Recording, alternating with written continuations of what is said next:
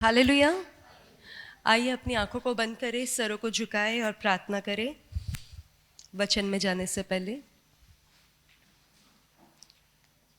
Lord Jesus, once again we come to your mighty throne of grace, O Father. We thank and praise you, O Father, for this beautiful time, O Father.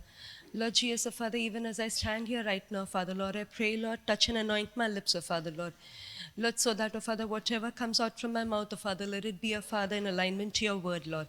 Lord, I pray, O Father, touch and, Lord Jesus, touch each and every person who is seated here, O Father, Lord.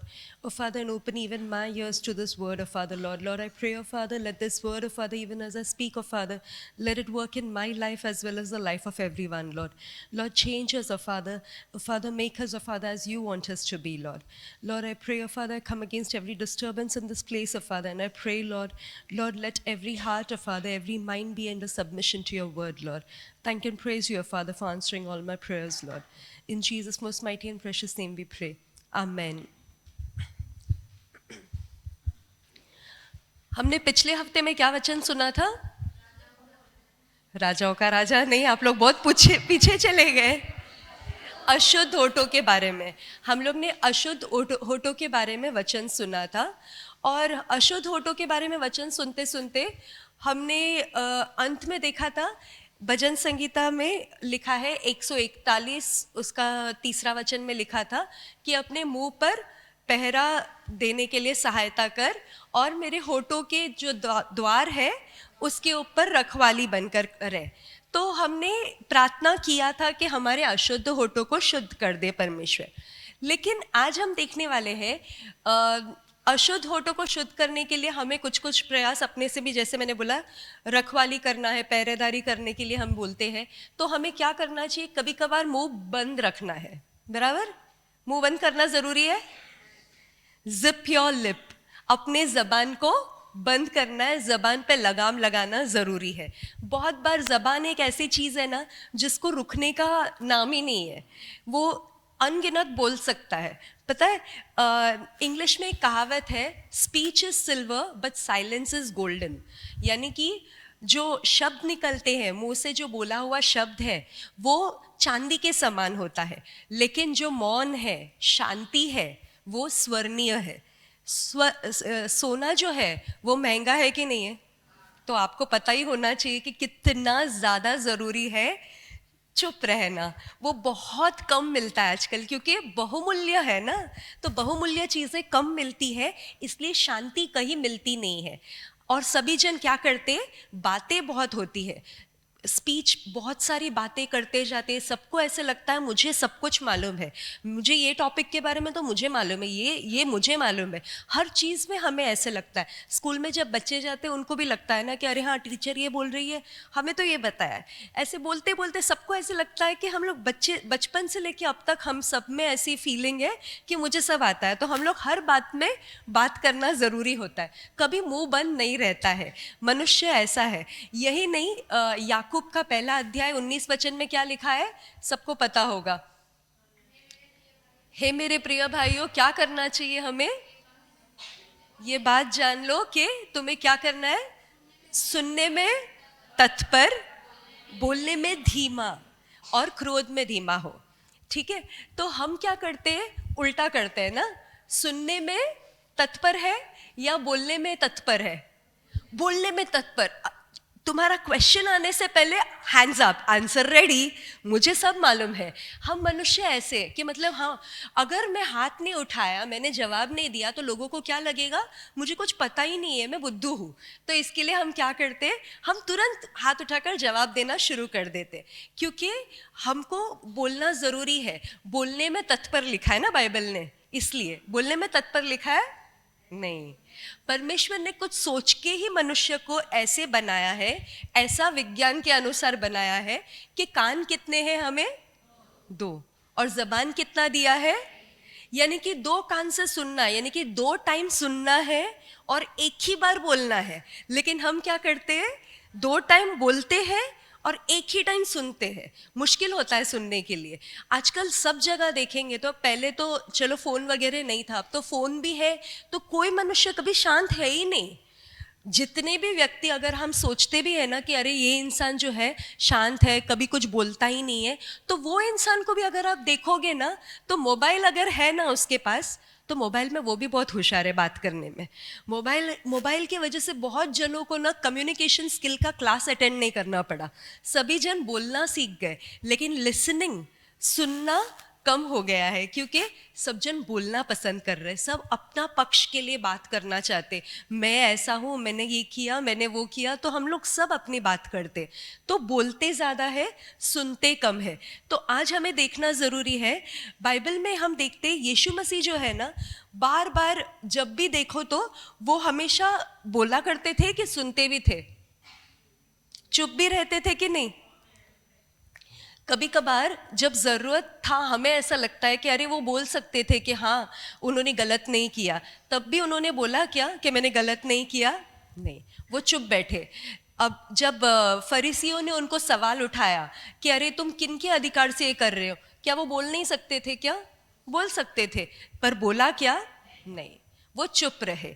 आज आपको और मुझे अगर वहाँ पर पूछा जाता किसके अधिकार से बोला गया, अगर आप और मैं यीशु मसीह के जगह पर होते, हम बहुत खुश होकर फटाफट जवाब दे देते थे कि अरे हाँ, मैं अपने पिता परमेश्वर के अधिकार से यहाँ पर खड़ा हूँ, मुझे मेरे पिता ने भेजा है तो इसलिए मैं बोल रहा हूँ।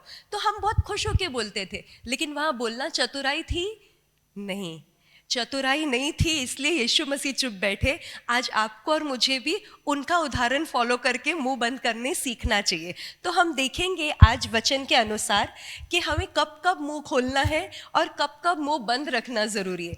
फरीसियों के सामने यीशु मसीह ने मुंह बंद रखा, उन्होंने पिलातुस के सामने मुंह बंद रखा, बहुत बार शिष्यों के सामने भी बहुत कुछ बातें नहीं बताई, छुपा छुपा के रखा। और कभी कभार चंगाई करने के बाद अगर आपने किसी के लिए कुछ अच्छा किया होगा तो वो व्यक्ति को बोलोगी कि जा मत, किसी को मत बोलना। नहीं, हमको अच्छा लगेगा कि वो जाकर 4 लोगों को बोलकर आएगा, मेरा नाम ऊंचा उठाया जाएगा। लेकिन यीशु मसीह ने जब चंगाई भी किया, कभी कभार ये बोला है कि बाहर जाकर किसी को बताना नहीं। तो फिर कभी बहुत बार उन्होंने शांति रखने के लिए कहा है, चुप रहने के लिए कहा है। तो आज हम बाइबल के वचन के अनुसार देखेंगे हमें कब अपना जबान बंद रखना है। जबान संभाल के बात करना ज़रूरी है ना, तो जबान कब बंद रखना चाहिए वो देखेंगे, और शांत रहने की जो फ़ायदे हैं उसके बारे में हम देखेंगे। सब तैयार है? चुप रहने के लिए तैयार है? हाँ, तो आइए हम अपने हाथों बाइबल को उठाएंगे और कबूल करेंगे। ये मेरा बाइबल है, मैं हूँ जो बाइबल कहता है मैं हूँ। मेरे पास है जो बाइबल कहता है मेरे पास है। मैं कर सकता हूँ जो बाइबल कहता है मैं कर सकता हूँ। मैं जीवित वचन सुनने और उसके अनुसार कार्य करने तैयार हूँ। मैं वैसे ही नहीं रहूँगा, मैं बदलता जाऊँगा। आमेन। हम पढ़ेंगे सबसे पहली बात, कब हमें शांत रहना है। हबाकुक का किताब 2 अध्याय 20 वचन। हबाकुक का किताब 2 अध्याय 20 वचन। अच्छा है, मुझे लगा मैं बोलूँगी अभी चुप रहने तैयार है तो कोई जवाब ही नहीं देगा लगता आगे, क्योंकि शांत हो गए ना। लेकिन अच्छी बात है, आप लोग को पता है कब मुंह खोलना है और कब शांत रहना है। हबाकुक का किताब 2 अध्याय 20 वचन। परंतु यहोवा अपने पवित्र मंदिर में है, समस्त पृथ्वी उसके सामने शांत रहे। अब परमेश्वर कहाँ पर है? उनके मंदिर में उपस्थित है। परमेश्वर अपने भवन में उपस्थित है और सारी पृथ्वी को क्या करना है? शांत रहना है। तो सबसे पहले जब हम परमेश्वर के पवित्र उपस्थिति में आते हैं, उनके सम्मुख आते हैं, तो हम आपस में गड़बड़ बड़बड़ बड़बड़ बड़बड़ बड़बड़, तेरे घर में आज क्या खाना पकाया, मेरा ये काम रह गया है, मेरा शॉपिंग बाकी रह गया है, मेरा बच्चा का स्कूल में ये प्रॉब्लम है, मेरे बच्चे का अभी पढ़ाई का एग्ज़ाम्स चल रहा है, ये सब बात करने की गरज नहीं है। जब आप आए हो प्रार्थना में तो क्या है, किसकी उपस्थिति वहाँ पर है? परमेश्वर की। और जब परमेश्वर की उपस्थिति वहाँ पर है, बाइबल कहता है सारी पृथ्वी को क्या करना है? शांत हो जाना है। चुप रहो, शांत रहो परमेश्वर की उपस्थिति में, सब सेटल हो जाएगा। आप शांत रहना सीखना ज़रूरी है। सबसे पहले परमेश्वर की उपस्थिति में हमें शांत होना ज़रूरी है। तो हमें ये सीखना है सबसे फर्स्ट परमेश्वर की उपस्थिति में। दूसरी पॉइंट हम देखेंगे, पहला सैमुएल का किताब 10 अध्याय 27 वचन। पहला सैमुएल का किताब 10 अध्याय 27 वचन।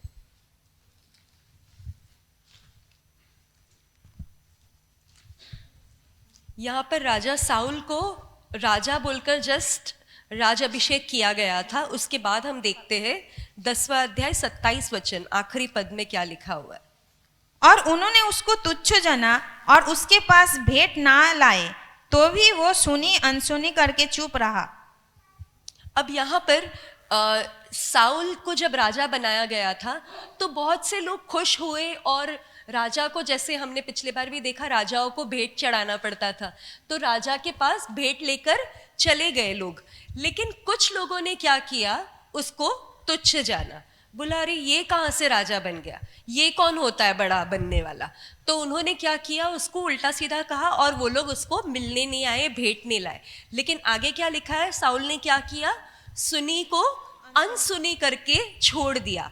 आज अगर आप और मैं एक राजा का पद ले लेते हैं और हमको किसी ने ऐसे अपमानित कर दिया, हमें अच्छा लगेगा सुनकर? नहीं, हम तो लड़ाई पे उतर जाएंगे कि अरे ऐसे कैसे इसने हिम्मत जताया कि मतलब मेरे खिलाफ बात करे, मैं इस देश का राजा बन गया हूँ और ये मेरे खिलाफ बात करेगा, ये मुझे ऐसे सम्मानित नहीं कर सकता है। हम तो उसको कुछ तो उधर सज़ा सुना देंगे, न्याय चलाने लग जाएंगे। क्यों? क्योंकि मैं राजा बन गया हूँ।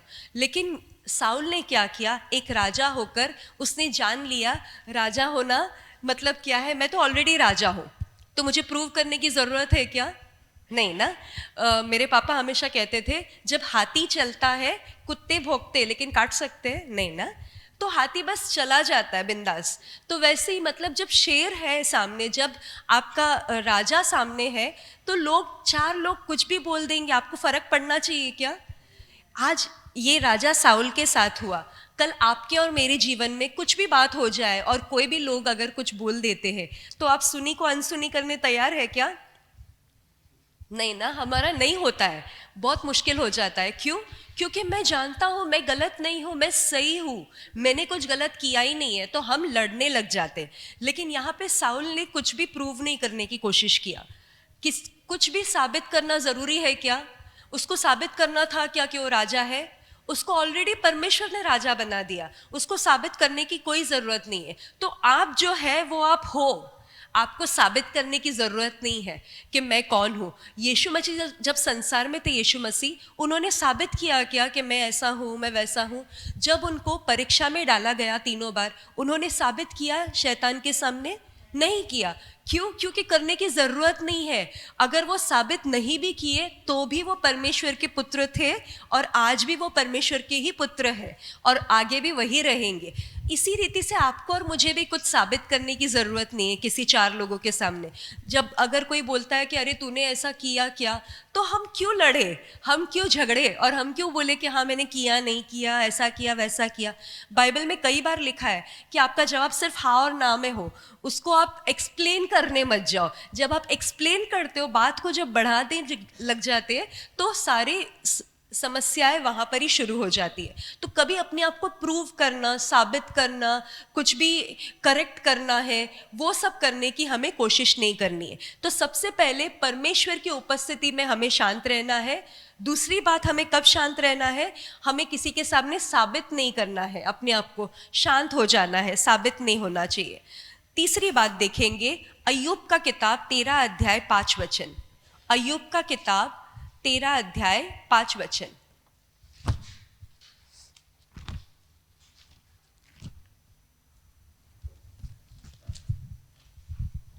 भला होता कि तुम बिल्कुल चुप रहते और इससे तुम बुद्धिमान ठहरते। अब यहाँ पर अय्यूब जो है ना, सभी जन जानते हैं अय्यूब के साथ एक ही दिन में उसके जीवन में बहुत सारी विपत्ति घटी। उसके जीवन में उसके बच्चे मारे गए, उसके सारे जो भी भेड़ बकरियां थी, जो भी सारे जानवर थे वो सारे खत्म हो गए, सब समाप्त हो गया, उसके सारे घर, जो भी उसकी प्रॉपर्टी थी, सब बर्बाद हो गई। एक पल में, एक दिन में सब खत्म हो गया। लेकिन उसके बाद उसके साथ दुख मनाने के लिए कौन आए थे? उसके 3 मित्र। और 3 मित्र जब आए, उनको उसकी हालत देखकर कुछ मुंह से खोला नहीं गया, मुंह से कुछ बोला नहीं गया। तो 7 दिन तक वो लोग बस ऐसे ही शांत रहे, 7 दिन चुप रहे। और 8वां दिन जब मुंह खोले तो अय्यूब क्या कहता है, उनको फिर से पढ़ेंगे। भला होता कि तुम बिल्कुल चुप रहते। भला होता तुम बिल्कुल चुप रहते। 7 दिन तो चुप थे ना, अभी भी चुप रहते तो अच्छा होता। क्यों? क्योंकि इससे तुम बुद्धिमान ठहरते। क्योंकि इससे तुम बुद्धिमान ठहरते। कभी कभार क्या होता है ना, कोई लोग आपको सांत्वना देने के बजाय क्या करने आते? ताना मारने आते, नीचे गिराने आ जाते। इससे अच्छा क्या होता? तू शांति रहता, तू कुछ बोलता ही नहीं। हम सोचते हैं कि अरे नहीं यार, मैं जाऊंगा, मैं 4 बात समझाऊंगा, किसी को उत्तेजित करूंगा प्रभु में। परमेश्वर ने जबान इस काम के लिए दिया ना। जबान क्या बात करता है? जबान बहुत अच्छा काम कर सकता है। जबान किसी को उत्तेजित कर सकता है, परमेश्वर के राज्य में ला सकता है, अच्छी अच्छी बातें कर सकता है। लेकिन उससे भी अत्यंत आवश्यक बात ये रहता है, चुपचाप रहकर कान से सुनना। कभी कभार किसी किसी को कान की भी ज़रूरत होती है। आपको परमेश्वर ने 2 कान दिया है, वो भी यूज़ करो। कभी कभार सुन लो तो सामने वाला कितना मन हल्का हो जाता है और कितना अच्छा फील करता है ना। अच्छा लगता है ना, कोई सुनता है तो आपकी बातों को अच्छा लगता है कि नहीं?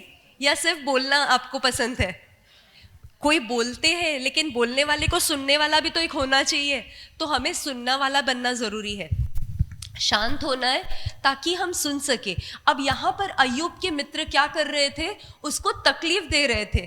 जब मुंह खोले तो क्या है? उसको ताना दे रहे हैं, परेशान कर रहे हैं। उसके बदले वो बोल रहे हैं तुम लोग चुप थे वही अच्छा था, 7 दिन शांत थे और थोड़ा चुप बैठ जाते, क्या फर्क पड़ता? क्योंकि अभी तुमने मुंह खोला है तो बुद्धिमान नहीं रहे। बुद्धिमानी इसी में होती कि तो तुम चुप रहते। तो एक व्यक्ति जब तक शांत रहता है ना, उसको बुद्धिमान माना जाता है। जब मुंह खोलता है ना, तो अंदर जो भी कीड़े और सब गटर है ना, सब ऐसे बाहर प्रकट होने लग जाते हैं, तो वो गड़बड़ हो जाता है। इसलिए अच्छा रहता है कि हम हमारा जबान को बंद रखें। तब तक किसी को पता नहीं चलता है कि ये इंसान एक्चुअली क्या है, उसके अंदर क्या क्या भरा हुआ है। कब पता चलेगा? जब मुंह का पिटारा खुलता है। पिछले बार हमने देखा है कि आपका जबान से कैसे चीजें बाहर आएगी, आपका कहाँ पर रहेगा उसका कनेक्शन? दिल में। जो आपके दिल में है वो आपके मुंह से बाहर आता है। तो अगर आपका दिल अच्छा नहीं है तो पूरा ऐसा गंदा पिटारा बाहर आएगा ना। तो इसलिए बाइबल क्या कहता है यहाँ पर? अय्यूब ने कहा कि बुद्धिमान होता अगर मतलब तो चुप बैठ जाता, और भला यही होता कि और थोड़ा शांत रहते, तुम लोग मुंह मत खोलो। तो अगर हम किसी को दुख पहुंचा रहे या किसी को ठेस पहुंचाने की बात कर रहे, उससे अच्छा है कि हम क्या करें? चुप रहे। फिंगर ऑन आवर लिप्स, हमारे मुंह पे उंगली पे, मतलब बोलते हैं ना बच्चे लोग स्कूल में, फिंगर ऑन योर लिप्स, वैसे अपने फिंगर ऑन योर लिप्स करना है या फिर जिप लगा देने का है, चुप बैठ जाना है, आगे कुछ बात नहीं करना है। पहला, जब प्रभु की उपस्थिति में आते तब शांत रहना है। दूसरा, कुछ साबित नहीं करना है। तीसरा, किसी को ठेस नहीं पहुंचाना है। चौथा हम पढ़ेंगे भजन संगीता 39 अध्याय 1 वचन। भजन संगीता 39 अध्याय 1 वचन। 39।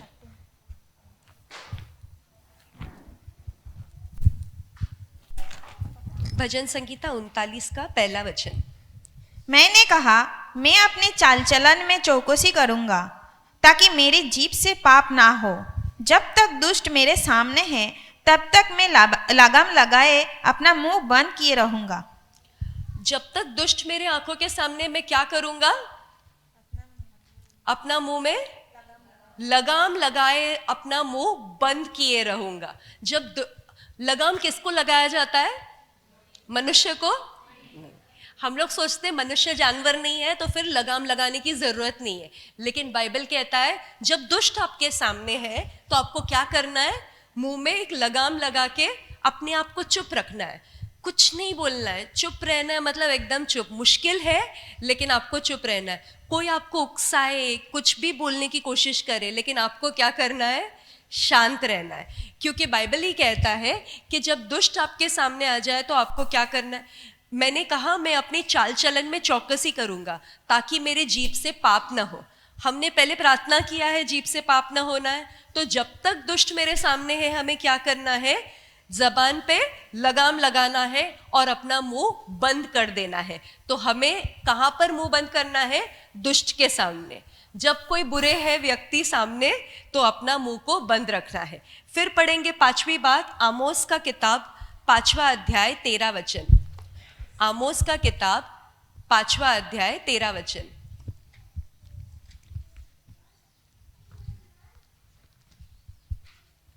आमोस का किताब 5वां अध्याय 13 वचन। इसमें देखेंगे कि फिर से लिखा है कि कैसे, कौन से समय में हमें शांत होना है। इस कारण जो बुद्धिमान हो वो ऐसे समय चुप रहे क्योंकि समय बुरा है। जब समय बुरा है, सबका समय बहुत अच्छा चल रहा है, आज अच्छा है कल बुरा आता है ना। जब बुरा आता है तो क्या बोल रहा है बाइबल? क्या बोला है? समय बुरा है तब क्या करना है? जो बुद्धिमान हो वह ऐसा समय चुप के रहे क्योंकि समय बुरा है। हम क्या करते हैं? बुरा समय आएगा तब भी बड़बड़ बड़बड़ बड़बड़ चालू रहता है, अच्छा समय है तब भी बड़बड़ बड़बड़ चालू रहता है। हर समय में हमारा जबान टट चालू रहता है। कभी कभार किसी का बात करना इतना स्पीड हो गया है ना कि 2 मिनट में आप बात करोगे ना, आपको लगेगा आपने 10 मिनट उस व्यक्ति के साथ स्पेंड कर दिया टाइम। इतना फटाफट डाउनलोड हो जाएगा आपको सब इन्फॉर्मेशन, तो इतना आपका भी स्पीड नहीं रहेगा रिसीव करने का, उतना फास्ट उनका डाउनलोडिंग स्पीड चल रहा है, तो इतना मुश्किल हो जाता है। लेकिन यहाँ पे बाइबल क्या कहता है? समय बुरा है तब क्या करना है? मुंह बंद रहना है, चुप रहना है। बुद्धिमान वही करेगा, मुंह शांत रखेगा। आजकल संसार में बहुत कुछ बुराइयां चल रही है, मनुष्य पर, हम पर, सब पर, लोगों के साथ कभी ना कभी बुराई होती रहती है। तो हमें उस समय में मुंह खोल के बात करना चाहिए कि शांत रहना चाहिए? शांत रहना चाहिए। फरीसियों ने जब यीशु मसीह को कुछ सवालात किए तब यीशु मसीह ने मुंह खोला नहीं। तो इसी तरीके से यदि हम संसार में हैं और ऐसा कुछ बात होता है हमारे साथ, हमें मुंह खोलना है, शांत रहना है। क्यों? समय बुरा है, चुप रहो यार। बाइबल खुद कहता है बुद्धिमानी इसी में है कि तुम चुप हो जाओ। तो हमें चुप रहना है, कुछ भी हो जाए। हम प्रार्थना करें लेकिन शांत रहना जरूरी है। हम लड़ नहीं सकते, किसी से जबान से लड़ नहीं सकते। आपको लगता होगा आप बातों में होशियार हो, आपसे कई ज्यादा होशियार सामने वाला होगा, तो आपको चुप रहना जरूरी है। शांत रहने में भी भलाई होती है और शांत रहने में बुद्धिमानी है। हम पढ़ेंगे आगे, पढ़ेंगे नहीं लेकिन यहोशू के बारे में सभी जन जानते हैं। यहोशू के 6 अध्याय में क्या हुआ था? यहोशू के किताब के 6 अध्याय में क्या हुआ था? बहुत बड़ा इंपॉर्टेंट बात हुआ। यरीहो का दीवार गिरा था। यरीहो का दीवार गिरने के लिए परमेश्वर ने, यहोशू ने प्रार्थना किया था, परमेश्वर यरीहो के खिलाफ हम आक्रमण करना चाहते हैं तो हमें क्या करना है। तो परमेश्वर ने उसको कुछ बातें बताई थी। क्या बोला था उसने? कैसे इस जगह को जीता जा सकता है? 7 दिनों तक, 6 दिनों तक एक राउंड घूमना है और 7वां दिन कितना राउंड घूमना है? 7 राउंड घूमना है। तो इतने राउंड घूमना है और बाद में लास्ट में आवाज करना है। लेकिन हम पढ़ेंगे नहीं। यहोशू का 6 अध्याय 10वां वचन में लिखा है कि परमेश्वर ने कहा था जब तक परमेश्वर आज्ञा नहीं देते हैं, जब तक यहोशू बोलता नहीं है, तब तक लोगों ने क्या करना है?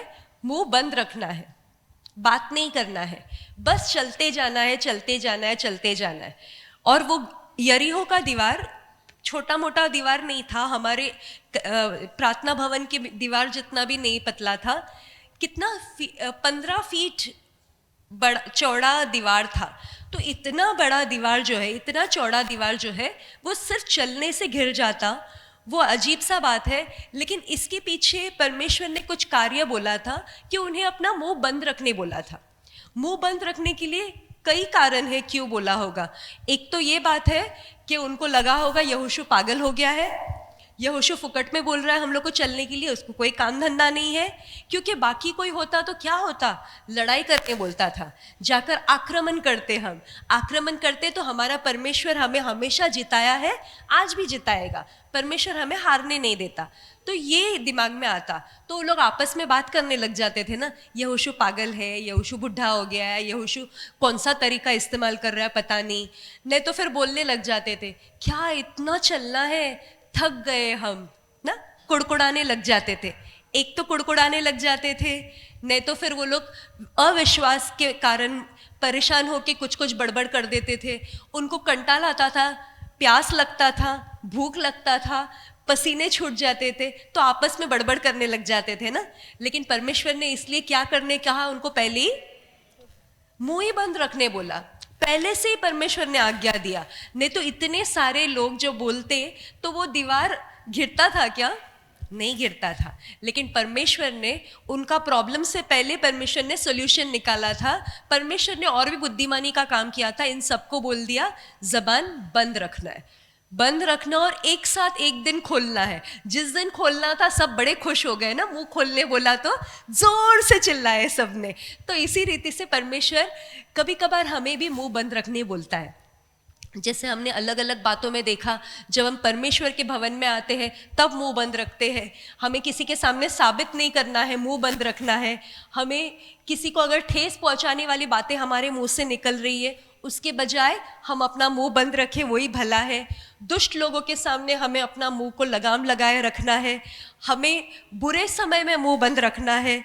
हम अविश्वास की बात जब हो जाती है या फिर कुड़कुड़ाने वाली बात जब निकलने वाली होती है, उससे पहले हमें क्या करना है, मुंह को बंद करना है। और एक बात देखेंगे नीति वचन का 30 अध्याय 32 वचन, और कब हमें मुंह को बंद करना है। नीति वचन 30 अध्याय 32 वचन। आप सब मेरे साथ हो अब तक सहमत? यदि तू अपने बड़ाई करने की मूर्ता की या कोई बुरी युक्ति बांधी हो तो अपने मुंह पर हाथ रख। यदि तू अपनी बड़ाई करने की मूर्ता की, यदि हम अपनी बढ़ाई प्रशंसा करने के बारे में सोचते हैं, होता है ना, अरे ये तो मुझे आता है, इसमें मैं बहुत एक्सपर्ट हूँ, ये फटाक से सबके मुंह से बाहर आ जाता है ना। कोई भी बात हो, कभी कभार ऐसे ही मन में ख्याल आता है कि अरे यार, ये व्यक्ति का क्वालिफिकेशन के हिसाब से, इसका काम करने का डिपार्टमेंट के हिसाब से, इसको ये चीज़ का नॉलेज नहीं होना चाहिए, लेकिन हर चीज़ का नॉलेज है, ऐसे कैसे हो सकता है। लेकिन हर मनुष्य को क्या लगता है, मुझे ये भी मालूम है, मुझे फाइनेंस मालूम है, मुझे बिल्डिंग का कंस्ट्रक्शन के बारे में मालूम है, मुझे पेंटिंग के बारे में मालूम है, मुझे इलेक्ट्रिकल के बारे में मालूम है, मुझे साउंड सिस्टम के बारे में मालूम है, मुझे म्यूजिक के बारे में मालूम है, सब कुछ मालूम है। ऐसा कोई भी है क्या सब कुछ मालूम है? नहीं ना। तो हमें मानना जरूरी है। यहाँ पे बाइबल क्या कहता है, यदि तू अपनी बड़ाई करने की मूर्ता है कि या कोई बुरी युक्ति बांधी है, या कोई बुरी युक्ति तेरे मन में आई है। बुरी युक्ति मतलब क्या, कोई भी बुरी बात, कोई भी नकारात्मक बात या फिर कोई भी बुरी विचार तुम्हारे मन में आई है, तो क्या करना है आपको। क्या लिखा है, इंग्लिश में लिखा है, if you have been foolish in exalting yourself, अपने आप को तारीफ करने का बेवकूफ़ी किया है अगर तू अपने आप को तारीफ करने की बेवकूफ़ी किया है, और if you have devised evil, या फिर कुछ बुराई अपने मन में सोच लिया है, तो क्या करना है, कैसे करना है, अपने मुंह पर हाथ करो सब जन। इंग्लिश बाइबल बोलता है put your hand on your mouth, अपना मुंह पे अपना हाथ रख देना। अगर तू अपनी बढ़ाई करने की कोशिश कर रहा है तो क्या करना, अरे यार गलती से ऐसा तो मुझे बोलना ही नहीं चाहिए, तो बाइबल बोलता है हमें याद करना है, इसलिए मुंह पर हाथ रख देना है कि अरे नहीं, मुझे ये बोलना ही नहीं है। वो ही नहीं, जब गलत विचार भी दिमाग में आ जाता है तो क्या करना है, मुंह पर हाथ रखना है। क्यों? क्योंकि वो विचार क्या होने वाला है, वो उस विचार को आप जान लाने वाले हो, आप मुंह से बोलकर, तो आपको क्या करना है, मुंह पर हाथ रखना है। आपको विचारों को शब्द बनने का मौका नहीं देना है। तो ये जरूरी है आपको पता होना कि मुंह पर कब हाथ रखना है। तो हम जब भी ऐसी गलतियों में फंस जाए, बाइबल जहाँ जहाँ हमें बता रहा है शांत रहने के लिए, हमें शांत रहना है, ज़बान पे लगाम लगाना है, मुंह पर हाथ रख देना है और कुछ भी बुरा से बचना है। हमने अशुद्ध होठों के बारे में देखा, लेकिन ये बातें हमारे हाथ में है ना कि हम हमारे ज़बान को कैसे बुराइयों से बचाए। हमें शांत रहना भी सीखना चाहिए। अब हम देखेंगे कुछ फ़ायदे कि क्या क्या फ़ायदे होते हैं यदि हम शांत रहना सीखें। तो पहले तो मैं आपको बताना चाहती हूँ, बाइबल में एक कहानी है, सभी जन जानते हैं। जिस व्यक्ति ने परमेश्वर की बातों पर विश्वास नहीं किया, जकरिया नबी, यूहन्ना बपतिस्मा देने वाले का जो पिता था, उनको जब स्वर्गदूत ने आकर कहा कि तुम्हारे द्वारा एक बच्चा जन्म होने वाला है, तो उसको विश्वास नहीं हुआ। और विश्वास नहीं हुआ तो परमेश्वर ने क्या कर दिया, तुरंत स्वर्गदूत ने, हम पढ़ेंगे नहीं, लूका का पहला अध्याय में कहानी लिखा है 20 वचन के अंदर, और 20वां वचन में लिखा है कि क्योंकि उसने प्रतीति नहीं की, उसने विश्वास नहीं किया परमेश्वर की बातों को, इसलिए स्वर्गदूत ने क्या किया, जब तक उसका बच्चा पैदा नहीं हुआ उसका जबान बंद कर दिया। तो क्या आप चाहते हो कि खुद आप जबान बंद करना पसंद करोगे कि परमेश्वर बंद कर दे आपकी जबान को? बोलो, आप डिसाइड कर लो। डिसाइड करना हमारे हाथ में है। क्या करे, परमेश्वर हमें मौका देता है ना। अगर आपने नहीं बंद किया तो परमेश्वर बंद कर सकता है। परमेश्वर ने एक बार किया है, परमेश्वर वापस रिपीट कर सकता है। परमेश्वर बहुत बुद्धिमान है, लेकिन हम थोड़ा बुद्धि अपनी भी लगाकर हम पहले ही चुप रहेंगे, उसमें अपनी भी भलाई रहेगी। अब हम देखेंगे कुछ फायदे। क्या फायदे होते हैं जब हम शांत होते? सबसे पहली बात है नीति वचन का 21 अध्याय 23 वचन। नीति वचन में अक्सर बहुत सारी बातें लिखी गई है कि एक व्यक्ति को बुद्धिमान कैसे बनना चाहिए, कैसी बातें करनी चाहिए, कैसे अपने जीवन बिताना चाहिए। बुद्धि की बातें सब कुछ लिखा गया है नीति वचन में। तो जैसे हम नीति वचन पढ़ते हैं, हम उतना ही ज्ञानवान बनते जाएंगे। हम पढ़ेंगे नीति वचन का 21 अध्याय 23 वचन। जो अपने मुंह को बस में रखता है वो अपने प्राण को विपत्तियों से बचाता है। क्या आप चाहते हो आपके प्राण विपत्ति से बचे? एक कोविड की विपत्ति हमें भारी पड़ गई ना, महामारी, लेकिन हमारे प्राण को, हमारे जान को विपत्ति से बचाने वाला कौन है?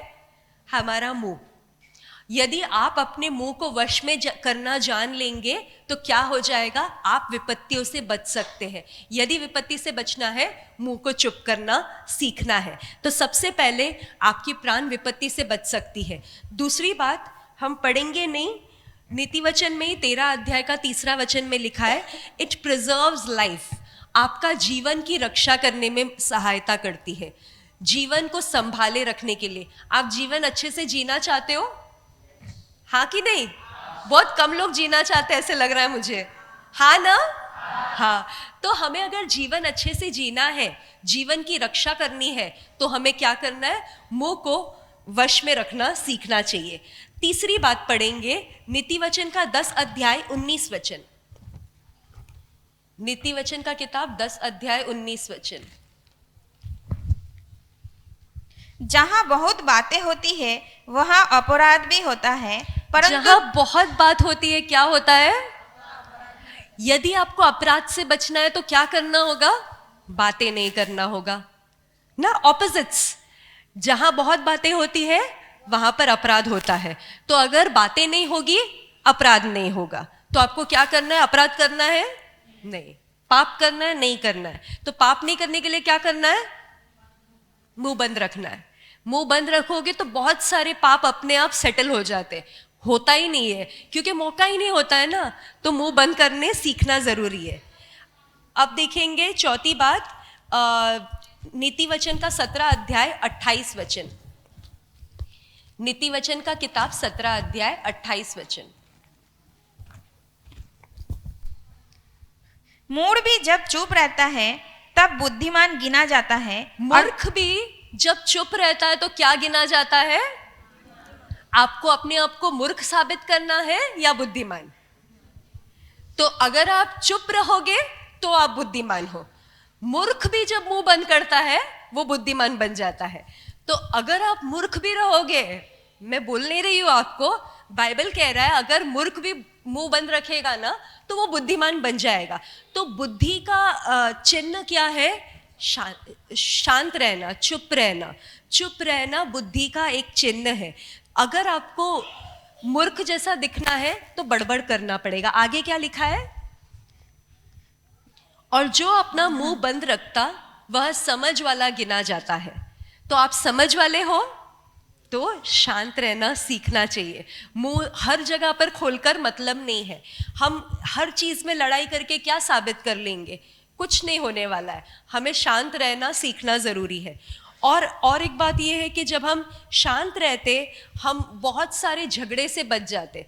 क्योंकि क्या होता है, बात बात में झगड़े हो जाते हैं ना, कि नहीं अरे मैंने ऐसे बोला था, नहीं नहीं नहीं ऐसा नहीं होता है, वैसे ही होता है। तो हम बहस करने लग जाते, एक दूसरे के साथ बहस करेंगे, तू मैं करेंगे और झगड़े हो जाते हैं। ये सब तकलीफ नहीं होंगी, रिश्तों में दरार नहीं आएगी अगर हम शांत रहना सीखेंगे। पति पत्नियों का झगड़ा अक्सर कहाँ पर होता है? वो एक बोलेंगे हम 4 बोलकर दे देंगे और फिर बाद में 4 का हम 8, 8 का 16, हम मतलब हमको कंपटीशन है कि कौन सबसे ज्यादा बोल सकता है और कौन लास्ट वाला बोलेगा। तो हम जो लास्ट वाला बोलेंगे हमें लगता है वो होशियार, लेकिन बाइबल कहता है वो मूर्ख। क्यों? क्योंकि बुद्धिमान वो है जो मूर्ख भी शांत रहता है तो बुद्धिमान होता है। तो अगर आप शांत रहोगे लड़ाई के बीच में, यानी कि आप बुद्धिमान हैं। भले ही आपका पति कुछ भी बोले, भले ही आपका पत्नी कुछ भी बोले, अगर वो बोल रहा है ना तो आप मन में हंस लो कि अरे वो मूर्ख है इसलिए बोल रहा है, बराबर ना? तो आप खुश हो जाओगे कि अरे वो मूर्ख है इसलिए बोल रहा है, तो आप चुप बैठ जाओगे। यदि आप उसको मूर्ख नहीं सोचोगे ना कि अरे वो बोल रहा है वो मूर्ख है, आप अपने आप को साबित करने जाओगे तो आप भी मूर्ख बन जाओगे। इसलिए शांत रहो, उसको बोलने दो, जो बोलना है बोलने दो। सिर्फ पति पत्नी की लड़ाई की नहीं बात कर रही हूँ, बाकी संसार में भी जब लड़ाई होता है जो भी बोलता है बोलने दो, क्योंकि वो बोल रहा है वो मूर्ख है। अगर आप बोलने लगे तो आप भी मूर्ख हो जाओगे। तो नहीं मूर्ख बनना है तो चुपचाप रहना सीखना जरूरी है। तब आप होशियार, शहाने, आपको कुछ समझ में ही नहीं आ रहा है ऐसा लगेगा ना, तो आप बहुत बुद्धिमान रहोगे। तो अगर हम बुद्धिमान हैं हमें चुप रहना सीखना है।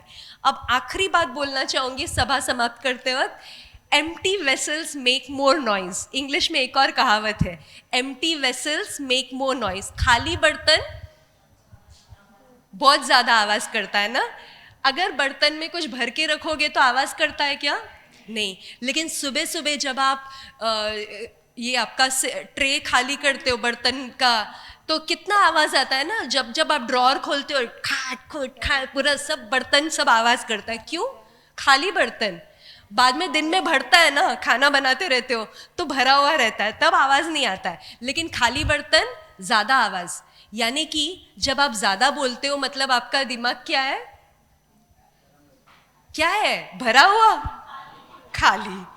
तो खाली बर्तन रहेगा तो ज्यादा आवाज करेगा। अक्सर माना जाता है कि जो व्यक्ति ज्यादा बोलता है उसको एक्चुअली कुछ पता होता नहीं है, वो बस बोलने के लिए बोलता जाता है। जो ज़्यादा पढ़ा रहेगा, ज़्यादा समझदार व्यक्ति होगा, वो अक्सर शांत रहेगा। जब कोई बहस होता रहेगा या फिर कुछ झगड़ा रहेगा वो चुपचाप रहेगा, वो कुछ नहीं बोलेगा। क्यों? क्योंकि वो समझदार है। लेकिन खाली बर्तन क्या करेगा? बहुत ठनठनाहट करता रहेगा, आवाज़ करता रहेगा। तो यदि आप आवाज़ करते हो, याद करो कि आप खाली हो, आपको भरना है, अपने मन में भर के रखना है और बुद्धिमान बनना है। जब बुद्धिमान बनोगे अपने आप चुप हो जाओगे और सामने वाले को मूर्ख समझ लो। बोल रहा है तो मूर्ख रहेगा, छोड़ दो, लेकिन आप चुपचाप रहो। आप बुद्धिमान हो ना, आप चुप रहना जरूरी है, हमें सीखना जरूरी है। एक बार ऐसे हुआ, एक तालाब में एक बार एक जन मच्छी पकड़ने के लिए चला गया और उस तालाब में एक ऐसा मच्छी था जो बहुत बड़बड़ कर रहा था। और क्या हुआ था, उस व्यक्ति ने जाल बिछाया और बहुत सारी मछलियों को पकड़ लिया।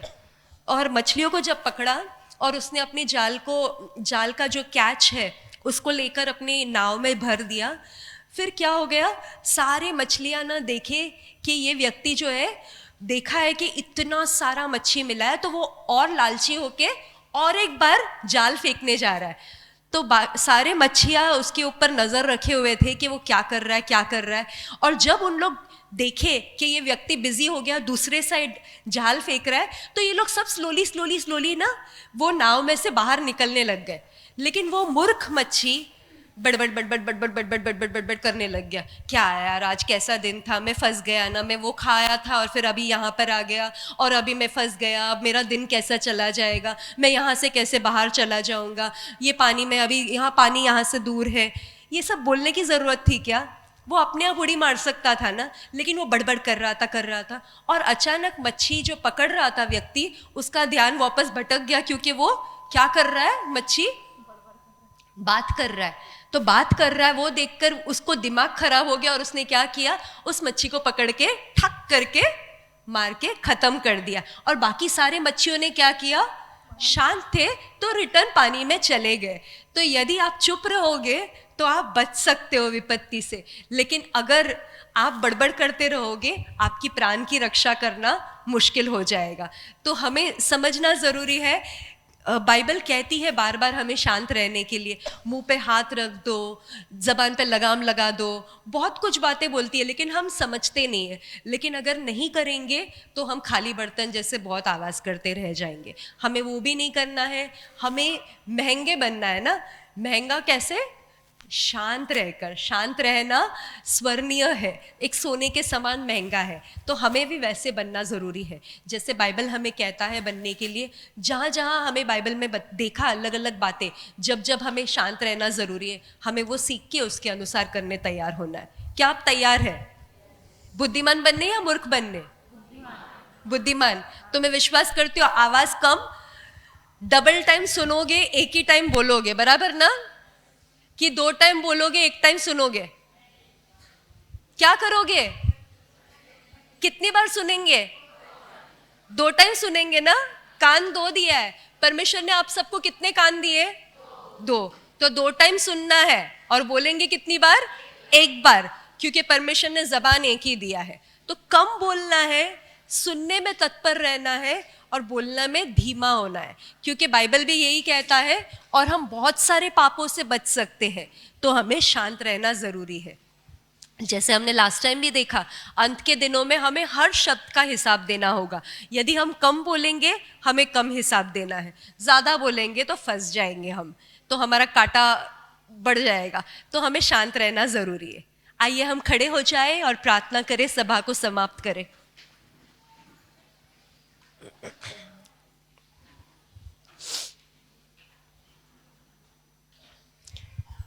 Lord Jesus, once again we come to your mighty throne of grace, O Father. We thank you and praise you, O Father, for this beautiful time that you have blessed us with, O Father. Thank you, O Father, for being with us throughout this service, O Father, Lord, till now, Lord. Lord, thank you, O Father, that you have spoken to us through your word today, Lord. Lord, thank you, O Father, that you have shown us, O Father, that we need to be silent, O Father. There are times, O Father, Lord, that, O Father, you have told in your word, O Father, when we need to remain quiet, Lord. Lord, help us, O Father, to obey it, O Father, and follow your instructions, O Father, Lord, so that our lives may be preserved, O Father, our soul, O Father, Lord Jesus, may be protected, Lord, O Father, that we may be wise, O Father, Lord Jesus, we may avoid sin from our life, Lord, O Father, and we may avoid looking like a fool, O Father, Lord Jesus, in front of people, Lord. Lord, help us, O Father, that we may change, O Father, Lord Jesus, that we may learn to zip our lips, Lord Jesus. Lord, whenever there is problem, O Father, Lord, whenever there is trouble, O Father, with our lips, O Father, help us, O Father, that our hands may go out, O Father, to her mouth, O Father, and we may stop speaking, O Father, Lord Jesus. Lord, whatever is not right, O Father, let it not come out of our mouths, Lord, O Father. Lord, help us, O Father, to be a guard, O Father, Lord Jesus. Lord, O Father, I come before you right now, O Father, thank and praise you, O Father, that you will change us, O Father, Lord. Lord, O Father, thank and praise you, O Father, for this beautiful service, O Father. Thank you that you have accepted all our praises and worship, O Father. It has been a sweet smelling incense, O Father, to your throne, Lord. Lord, O Father, thank you, O Father, that you have seen, O Father, how, O Father, you have worked in the lives of everyone, O Father, who is here, Lord. Lord, O Father, though few of us, O Father, have been faithful here, O Father, to come and share your testimony, Lord.